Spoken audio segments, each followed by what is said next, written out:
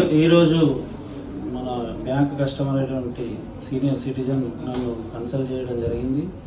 Sir, నేను ఇమీడియట్లో ఒకటి NEFT RTGS చేయాలా అమౌంట్ అని అంటే నేను చెక్ రాసుకోమని అన్నాను.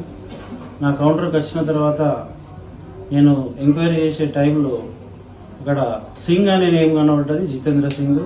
అది రాజస్థాన్ అకౌంట్.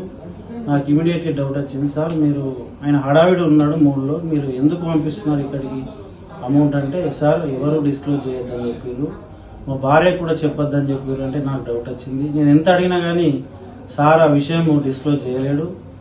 నేను ఇమీడియట్ మీరు వెళ్ళి మేడంని, అకౌంటెంట్ మేడం వెళ్ళండి, నాతో చెప్పకుండా మేడంతో చెప్పండి అనేసరికి కౌంటర్ దగ్గరికి అకౌంటెంట్ సంయుక్త మేడంకి కాల్ చేసి చెప్పాను. ఆయన కూలంకషంగా మేడం టైం తీసుకొని అన్ని వివరాలు అడిగేసరికి అది డిజిటల్ అరెస్ట్ అనేది దారికి తీసింది. మేము ఇమీడియట్లీగా అది గ్రహించి అతనికి కాల్ చేసి బెదిరియడం జరిగింది, అకౌంటెంట్ మేడం కూడా.